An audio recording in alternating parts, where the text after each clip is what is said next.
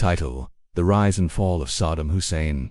Untold truth of Iraq's iron fist in the war-torn deserts of the Middle East. From the ruins of an ancient empire rose a man who would shake the world's foundations. A man known for power, fear, rebellion, and bloodshed. A man whose name still echoes 2 decades after his death, Saddam Hussein. But how did an orphan boy from a small Iraqi village rise to become one of the most feared and controversial leaders of the 20th century? This is the untold journey of Saddam Hussein, the orphan, the revolutionary, the dictator. Iraq has always had a deep and sacred connection to Islamic history. It was the birthplace of legendary prophets Abraham, Lut, and Yunus. But despite this spiritual legacy, centuries later, Iraq found itself lost in political chaos, religious decline, and foreign occupation. Fast forward to the era of Prophet Muhammad. After the Islamic expansion, Caliph Abu Bakr sent his famed General Khalid bin Walid to conquer Iraq. And so began Islamic rule in Mesopotamia, rule that lasted 1,300 years. But history, as always, took a dark turn. During World War I, the British Empire defeated the Ottoman Caliphate and occupied Iraq. A puppet monarchy was installed, and eventually, that too collapsed. Iraq was left in turmoil, its throne empty, its future uncertain. And in this confusion, in 1937, in the village of Alaja near Tikrit, a fatherless boy was born, Saddam Hussein. Before Saddam was even born, his father died.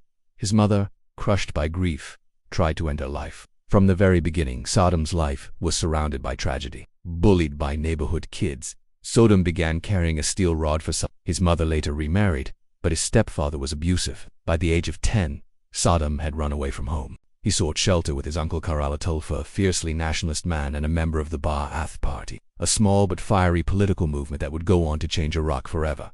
Saddam was drawn to politics early. He joined the Ba'ath Party, which had less than 200 members at the time. Despite his young age, he became known as one of its most fearless and violent members. In 1959, at just 22 years old, Saddam, another Ba'athist with help from the CIA, attempted to assassinate then Prime Minister Abdul Karim Qasim. Saddam was injured and had to flee to Egypt, but his bravery impressed powerful figures in the shadows, including the CIA, who began seeing Saddam as a potential future ally and leader. By 1968, the Ba'ath Party took control of Iraq. Saddam, still in his early 30s, quickly rose through the ranks to become vice president. His biggest move, nationalizing Iraq's oil industry, taking it from British control into Iraqi hands. Overnight, Saddam became a national hero. Iraq's oil revenue soared. He invested in free education, modern infrastructure, and state healthcare. Iraq's currency became stronger than the US dollar. By the mid-1970s, 1 Iraqi dinar equaled $3.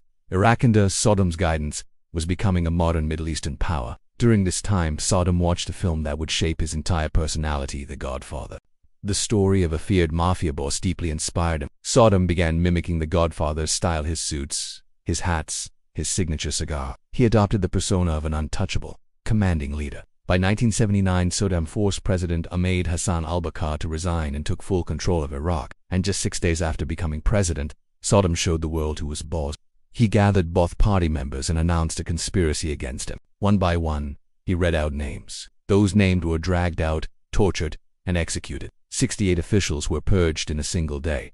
Saddam Hussein had officially become a dictator. In 1979, across the border, a revolution shook Iran. Ayatollah Khomeini overthrew the Shah and established an Islamic republic, inspiring millions of Shias across the Arab world, including inside Saddam's Sunni-dominated Iraq. Threatened by Khomeini's growing influence, Saddam launched a full-scale war on Iran in 1980, backed by the US Gulf nations and even the Soviet Union. Saddam seemed unstoppable, but the war dragged on for 8 years. Over 1 million people died. Iran refused to surrender. As Iraq ran out of money, Saddam begged for loans from Saudi Arabia and Kuwait, and when they asked for repayment, Saddam refused. In 1990, Saddam made his gravest mistake. Furious at Kuwait for overproducing oil and weakening Iraq's economy, Saddam invaded the small oil-rich nation. Within 48 hours, Kuwait was under Iraqi control. The world reacted with horror. The US, which initially told Saddam it would stay out of Arab conflicts, suddenly changed its stance. It accused Iraq of threatening regional stability and launched Operation Desert Storm with the full backing of the UN. Within weeks, American-led forces crushed Saddam's army, expelled Iraq from Kuwait, and left the Iraqi economy in ruins. After the war, Saddam faced internal rebellion, international sanctions, and growing dissent. He realized he had to change his image. He began invoking Islam. He banned alcohol. He added Allahu Akbar to the Iraqi flag. He even ordered a Quran to be written with his own blood, over 27 liters of it. But behind this Islamic facade, Saddam remained the same ruthless dictator. When two of his sons-in-law defected and revealed Iraq's military secrets, Saddam tricked them into returning and had them executed. Despite intense UN inspections, no WMDs were ever found. Still, the US insisted Saddam was hiding chemical and nuclear weapons. Then came 9/11s. Although Saddam had no connection to the attacks, the Bush administration painted him as a threat. In 2003, the US launched a full-scale invasion of Iraq based on lies. Within weeks, Iraq was under American control. Saddam went into hiding. After months of searching, US forces received a tip Saddam was hiding in a tiny underground hole near Tikrit. They pulled a rope, opened a hatch, and there he was, bearded, tired, and broken. "I am Saddam Hussein, president of Iraq," he said, "and I am willing to negotiate." But there was no negotiation. Saddam was tried by an Iraqi court under American supervision. Despite his weakened appearance, he remained defiant. He mocked the judges, refused to acknowledge the charges, and insisted he was still Iraq's rightful leader. In 2006, he was sentenced to death. On December 30th, Saddam Hussein was hanged. His final words, praises of God and condemnation of the US and Israel. The video of his execution, leaked online, became one of the most viewed moments in modern history. Many believed Iraq would be peaceful after Saddam's fall. The opposite happened. The US disbanded the Iraqi army, leaving hundreds of thousands of armed, jobless men. Sectarian violence exploded. Groups like ISIS rose from the chaos. Saddam was gone, but his shadow loomed larger than ever.